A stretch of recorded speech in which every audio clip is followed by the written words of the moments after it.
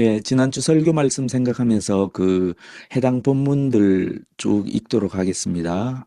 한번 그 지난주 주일 말씀을 한번 리뷰하시면 좋겠습니다. 제가 읽겠습니다.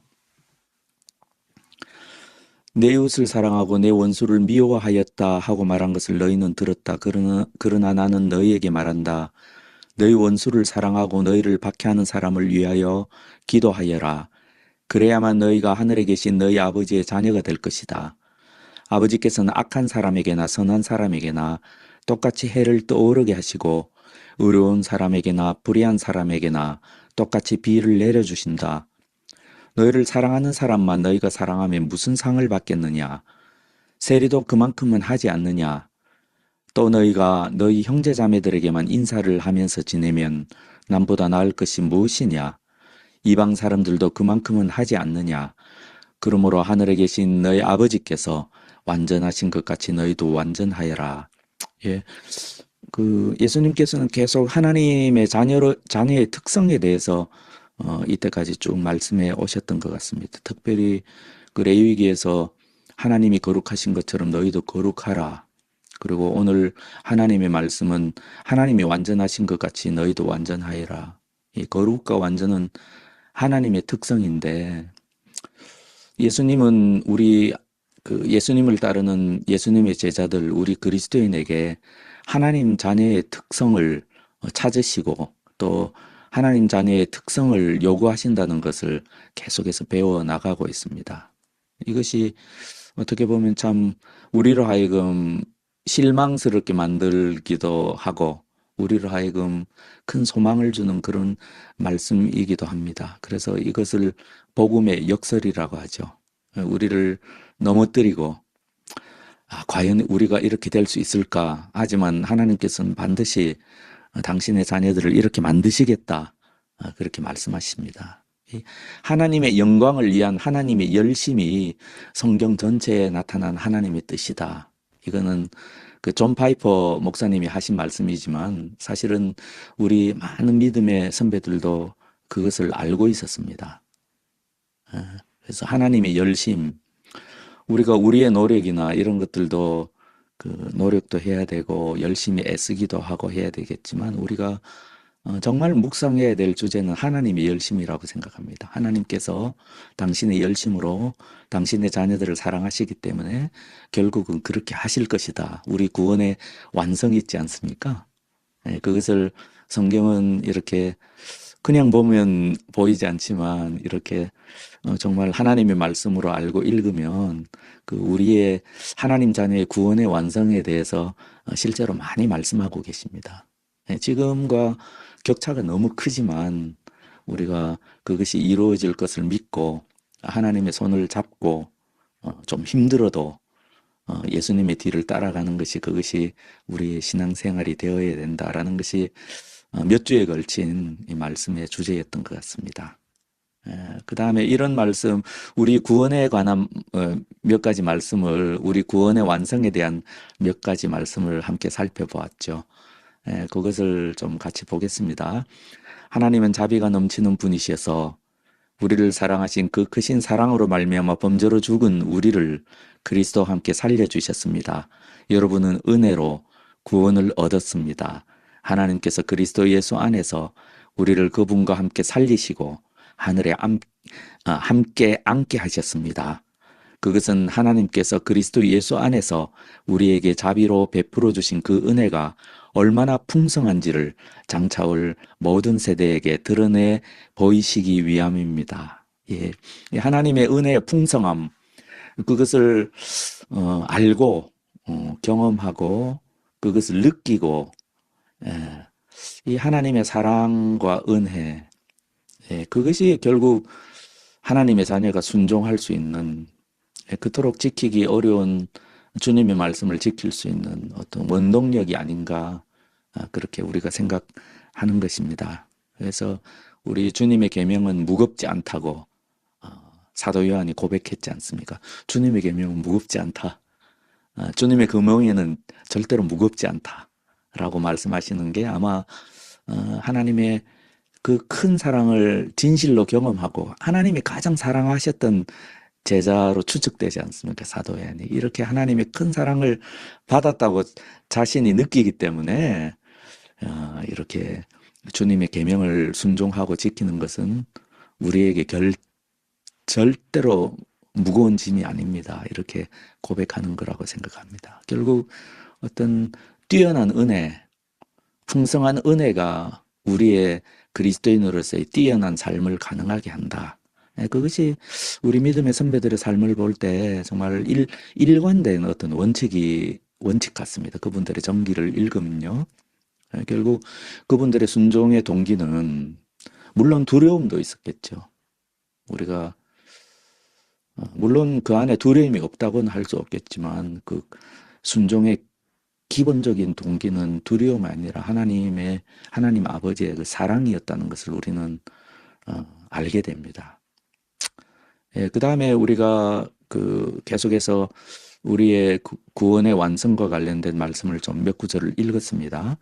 그래서 우리는 세례로 그리스도와 함께 묻혔고 예수님을 죽은 자들 가운데서 살리신 하나님의 능력을 믿음으로 우리는 그리스도 안에서 그리스도와 함께 살아났습니다. 그런데 이렇게 우리가 세례받고 믿음을 가지고 하나님의 자녀가 되었음에도 불구하고 마치 우리의 과거, 그리스도와 함께 묻히고 이미 그리스도와 함께 살아난 우리의 그 과거에만 계속해서 매달리는 모습이 있을 수 있음을 말씀드렸습니다.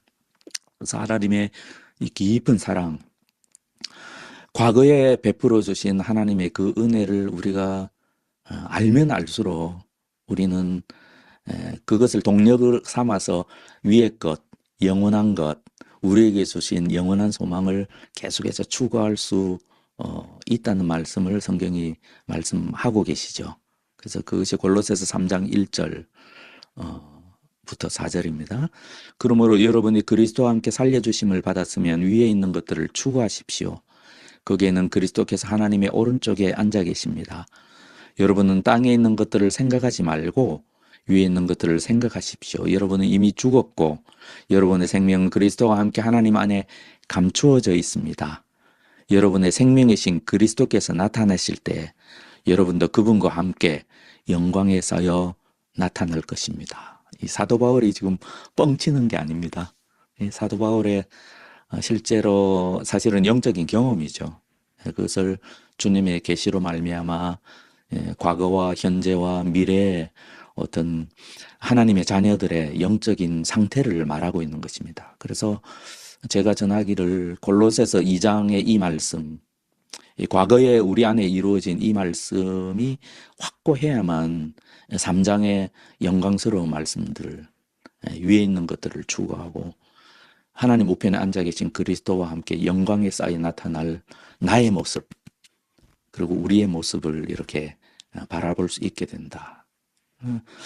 나 자신을 보는 것도 저는 이런 게 필요하지만 다른 지체들을 보는 모습에도 이런 그 시각이 있어야 된다고 생각합니다. 왜냐하면 우리가 어떤 사람이 믿음이 진실로 있는지 없는지 우리가 판단할 수 없지만 우리 함께하는 지체들이 믿음으로 하나님의 자녀된 성도라고 그렇게 우리가 생각을 한다면 최소한 이 세상에는 두 종류의 사람밖에 없지 않습니까? 이 세상의 모든 사람은 점점 부패함으로 육신이 부패함과 동시에 영적으로 모든 면에서 부패해 가다가 결국은 완전히 부패해서 멸망으로 떨어질 존재, 점점 더 추악하게 될 존재, 아니면 점점 더 영광스럽게 되어 점점 더 순결하게 되어 점점 더 거룩하고 완전하게 되어 우리 주님의 영광에 쌓여서 나타나는 그때 함께 영광에 쌓여 나타나는 영광스러운 존재이든지 지금은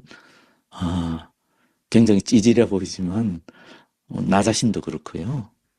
다른 지체들도 그 지체가 주님의 자녀라면 언젠가는 미래에 주님과 함께 영광스럽게 내 눈앞에 나타날 존재임을 알아야 된다라고 많은 분들의 설교가 있는데 제가 크게 영향을 받았던 C.S. 루이스 목사님의 설교 가운데 그 영광의 무게라는 굉장히 유명한 설교가 있거든요. 그 설교가 가끔 생각이 납니다. 그래서 거기에 이제 결론적으로 그런 말씀이 있거든요. 우리가 함께하는 사람들을 그냥 허투루 봐서는 안 된다라는 그런 말씀이 있습니다. 나 자신도 마찬가지죠. 나 자신을 자기 자신에 대해서 너무 이렇게 겸손을 빙자해서 너무 좀 무가치한 존재로 보는 것은 좀 우리가 가지는 그리스도인이 가지는 믿음과는 좀 어울리지 않는다 이렇게 생각을 합니다. 왜냐하면 지금 내 자신의 그 참 찌질함과 주님께 순종하지 못함과 거룩함에 당연히 말씀을 볼 때마다 절망하죠. 하지만 동시에 그 복음 안에서 하나님의 말씀 안에서 그리스도와 함께 영광스럽게 나타날 나의 존재도 보는 것입니다. 그래서 우리가 회개하는 것이고 우리가 다시 돌이키는 것이고 다시 힘을 내어서 주님을 쫓아가는 것이죠. 그래서 표대를 향해서 달려가는 삶이죠. 마치 경주하는 사람들이 최선을 다해서 자신의 경주에 올인하듯이 우리도 달리기 선수처럼 그렇게 달리는 것이 우리 믿음의 선배들의 그런 삶 아니었습니까? 예수님이 그러셨고 사도들이 그랬고 당연히 믿을 만한 믿음의 선배들도 그랬고 당연히 우리도 그래야 합니다. 그 동력이 그 모든 동력이 우리가 주님의 사랑을 알고 그것을 깨닫고 그것을 믿고 그것이 내 것으로 되고 그것이 회심 아니겠습니까? 그것이 중생입니다. 그것이 중생에 나타난 하나의 모습이죠. 그래서 하나님의 특별한 은혜가 특별 은총이 우리의 특별한 삶을 낳는다. 이렇게 일반화해서 말할 수가 있는 것이죠. 예, 그래서 여기 보십시오. 여기 우리 믿음의 선배들 에베소서 5장 1절, 2절도 굉장히 유명한 구절이고 사랑받는 구절이고 또 많은 사람들이 암송하죠. 그러므로 이 앞에 뭐가 있는지 짐작하시죠? 그러므로 여러분은 사랑을 받는 자녀답게 하나님을 본받는 사람이 되십시오. 이렇게 사도가 이야기할 수가 있는 것이죠. 그리스도께서 여러분을 사랑하셔서 우리를 위하여 하나님 앞에 향기로운 예물과 제물로 자기 몸을 내어주신 것과 같이 여러분도 사랑으로 살아가십시오. 우리 구주 예수님이 사랑의 표지가 되신 것처럼 사랑의 깃발이시잖아요. 그분은 영원토록 존재할 인류에게 제시된 사랑의 깃발이십니다. 그러므로 우리가 사랑의 깃발로 이 세상에 나타나게 되는 것이죠. 그것이 굉장히 논리적으로 뿐만 아니라 자연스러운 어떤 영적인 원리라고 할 수 있겠습니다.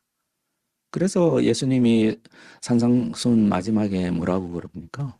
나쁜 열매, 좋은 열매 말씀하시잖아요. 선한 열매를 맺지 못하는 선한 행질이 없는 신자는 무엇이라고 그랬습니까? 마치 포도나무가 아니고 가시나무인데도 자기가 포도나무인 양 뻥치는 가짜 포도나무라고 그러셨잖아요. 마치 자기가 무화과 나무도 아닌데 마치 무화과 열매를 풍성히 맺는 무화과인 줄 착각하는 엉겅퀴에 불과하다고 말씀하셨잖아요. 선한 열매를 맺지 않는 선한 나무가 있을 수가 없죠. 좋은 열매를 맺지 않는 좋은 나무가 있을 수 없죠. 이 마지막 날까지는 드러나지 않죠. 하지만 마지막 날에 주님이 다 가라지 쭉정이들은 다 모아서 불에 태우시죠. 그때까지는 그대로 두라 말씀하셨습니다. 그 일반 우리 같은 성도들은 뭐 그대로 두든 잘라내든 큰 영향이 없겠죠. 하지만 지도자들인 경우는 다르거든요. 지도자들인 경우에는 그 열매가 없는 자들이 지도자로 교회에서 행세하기 시작하면 교회 피해가 너무 크거든요. 그래서 예수님이 거짓 선지자들을 조심하라 말씀하시면서 이 일련의 말씀을 하시잖아요. 왜냐하면 교회 피해가 너무 크니까. 그러면 너희는 조심하고 이런 거짓 예언자들을 분별하라. 그래서 뭐 장로라도 선한 행실의 열매가 없는 사람은 장로가 아니죠. 목사라도 아무리 말씀을 잘 전해도 선한 행실이 없는 사람은 목사가 아닌 겁니다. 결국은 뭐 다 나중에 주님께서 싸잡아서 불에 태울 그런 쓸데없는 존재입니다. 하물며 우리 같은 일반적인 그리스도인이야 오죽하겠습니까? 예. 그런 말씀을 지금 산상수훈에서 쭉 처음부터 그런 말씀 하시잖아요. 그래서 우리가 마음이 가난한 것이죠. 히딩크가 나 아직도 뭐라고 그랬나요? 멋있는 말 했는데 아직도 배고프다 그랬나요? 아무튼 아직도 아, 배고프다. 네, 아직도 배고프. 굉장히 멋있는 워딩이죠. 우리는 배고픈 존재입니다. 우리는 아직 배고픕니다. 아직도 주님에 의해 배고픈 존재입니다. 그래서 마음이 가난한 자는 복이 있다 그러신 겁니다. 아직도 슬퍼합니다. 왜 슬픕니까? 왜냐하면 지금의 내 모습은 나중에 내 모습과 너무 차이 나잖아요. 너무 부끄럽잖아요. 주님께. 우리가 받은 사랑에 비하면 주님께 돌려드릴 열매가 너무 부족하잖아요. 송요한 그 선생님도 그것을 크게 느끼고 그때가 주님 그분의 새로운 신앙의 시작이었지 않습니까? 가지만 막 뭐 이렇게 입만 무성한 것 같은데 열매가 없는 거예요. 자신의 삶에. 예, 그것이 마음의 가난함. 그리고 그것이 마음의 애통함. 예, 그런 것 아니겠습니까? 그러니까 이 땅에서 사는 동안 하나님의 모든 자녀들이 가지는 공통된 특성이죠. 주님께서 계속 그걸 지금 말씀하시는 것이죠. 그래서 향유를 부은 여인에 대해서 이제 말씀을 했고, 저는 이 말씀을 읽을 때마다 너무 감동스럽습니다. 왜냐하면 우리도 이 창녀로 살아가던 이 여인과 다르지 않거든요. 예, 우리가 뭐 이 여인이 이름이 뭐고 또 앞으로 교회에서 어떤 역할을 했고 뭐 신학자들은 또 사도행전에 나타난 또 복음서에 다른 복음서에 나타난 누구다 이런 뭐 이런 식으로 말을 하지만 에, 마가보 그 누가가 이것을 나타내지 않았다는 것은 다 또 의미가 있는 겁니다. 이름 없는 한 여인인 것입니다. 이름 없는 이 익명의 여인은 우리 모든 그리스도인을 상징합니다. 우리는 충분히 이 여인이 얼마나 주님의 그 사랑을 동력으로 해서 점점 더 죄에서 벗어나는 삶을 살았을까 충분히 짐작할 수 있습니다. 너무나 감동스럽지 않습니까? 그래서 우리가 주님을 섬기면 뭐 주님을 하면 우리 주님을 섬겨야 된다. 이를 악물고 막 주님의 발에 입 맞추고 향유를 바르고 뭐 그걸 이를 악물고 노력하는 삶이 그리스도인의 삶이 아니지 않습니까? 그거는 굉장히 기괴하고 굉장히 어떻게 보면 어리석고 불가능을 한 삶을 살려고 노력하는 그런 은혜가 없는데 은혜 받은 자의 삶을 살려고 하는 그런 참 불쌍한 기독교인이죠. 하지만 참 어떻게 해서 이 여인이 은혜를 받았는지 모르겠지만 틀림없이 주님의 말씀을 들었겠죠. 주님께서 하나님께서 이 여인에게 큰 사랑을 베풀어 주셨구나. 그래서 이 여인이 크게 깨닫고 회개하고 그 하나님의 사랑에 감격해서 이렇게 눈물을 흘리는 건 나를 딱 보시고 아셨죠. 이런 삶을 주님이 축복하시는 거죠. 이런 자녀가 점점 더 영광스럽게 되어가는 가는 존재로 이것이 회심이죠. 회심. 성경이 말하는 회심입니다. conversion. 내 믿음이 너를 구원하였다. 평안히 가거라.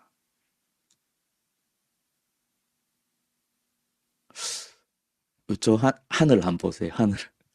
이름 없는 이 여인이 주님과 함께 영광스럽게 하늘에 지금 앉아 있는 것을 우리가 보아야 됩니다. 볼 수 있어야 합니다. 지금 누가는 그걸 이야기하고 있는 거예요. 그리고 아마 이 초대교회 공동체 안에는 물론 다 장녀들은 아니었겠죠. 뭐 남자도 있었겠고 여자도 있었겠고 다양한 사람들이 있지만 이거는 공통된 경험입니다. 우리가 주님의 사랑에 감격하지 않고 어떻게 그리스도인의 삶을 살 수 있습니까? 불가능합니다. 그럴 수 있다고 주장한다면 은혜 없이 나의 노력으로 구원받을 수 있다고 주장하는 거랑 똑같습니다. 지금 성경은 계속해서 그런 것들을 우리에게 계속해서 말씀하고 계시는 거죠.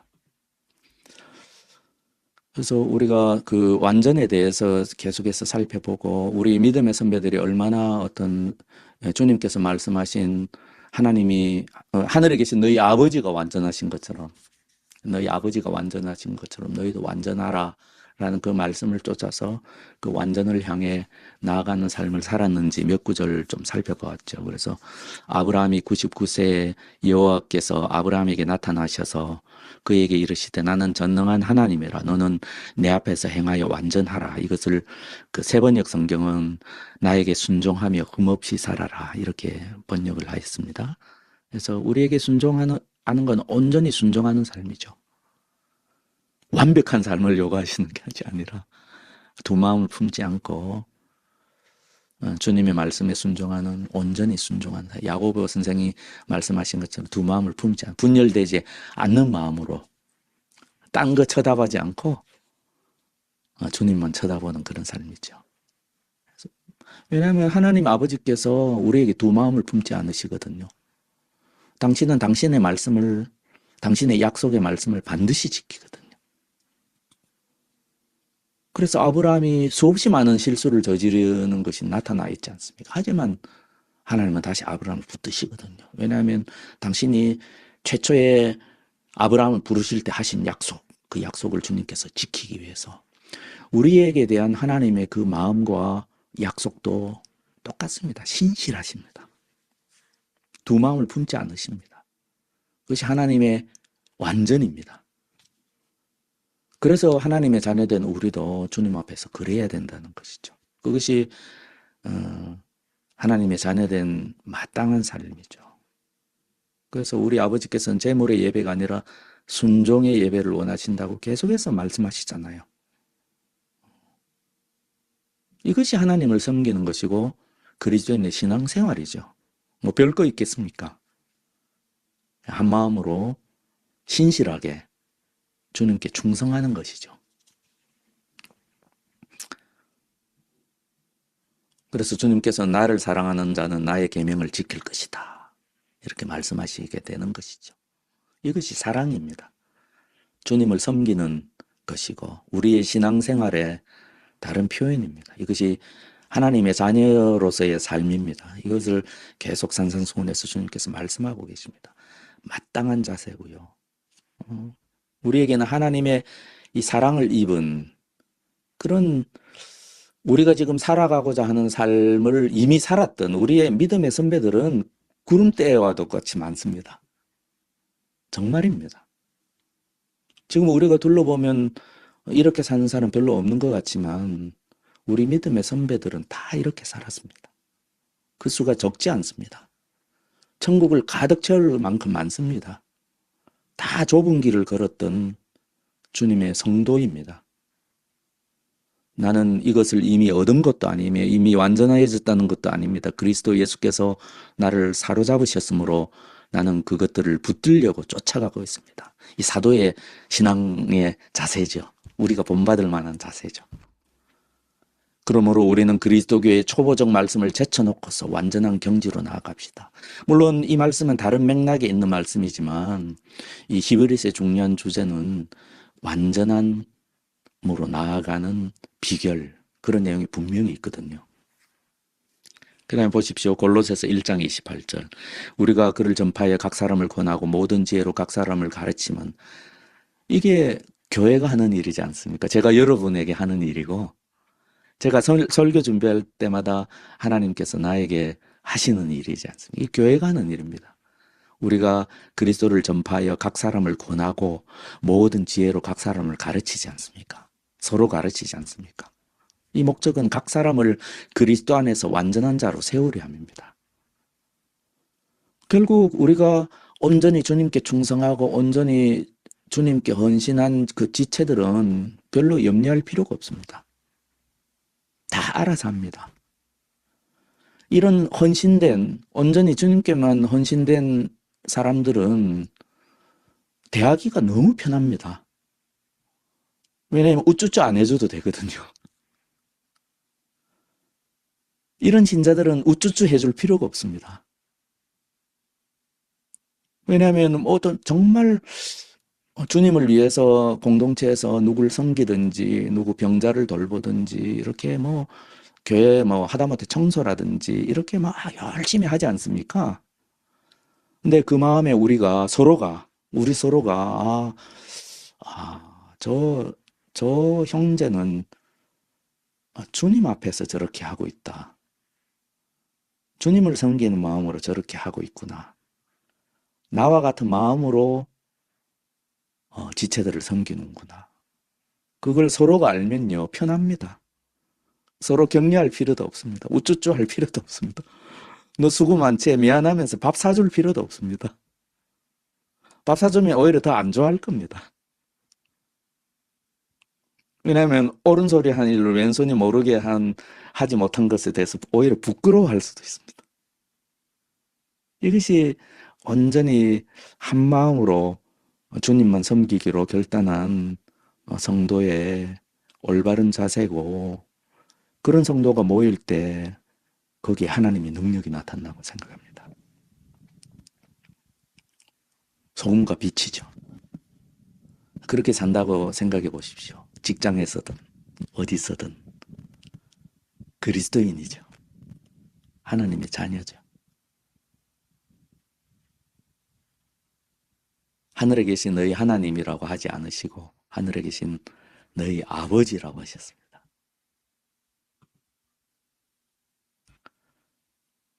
그래서 이 모든 걸 종합해서 이 말씀이 우리에게 말씀해 주고 있다고 생각합니다.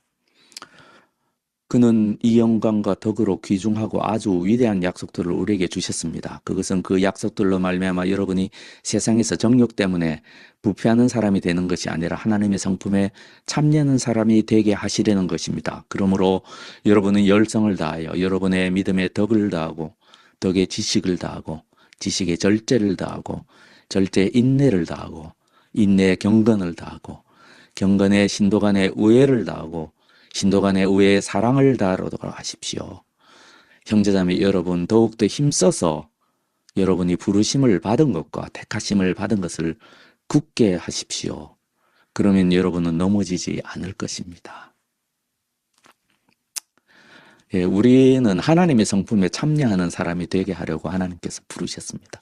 이 사도 베드로는 그 말씀을 지금 하고 계시는 거거든요. 그래서 우리의 믿음의 모든 어떤 추구는 당연한 것이고요. 우리가 이렇게 순종하며 나아갈 때 우리의 부르심과 택하심을 주님께서는 점점 든든히 해주십니다. 처음에 확신은 작았지만 점점 더 그 확신은 굳어져서 주님께서 정말 죄인의 개수와도 같은 나를 영광스럽게 만들어 주실 것을 믿고 사람을 두려워하지 않고 오직 하나님만 두려워하면서 살 수 있게 되죠.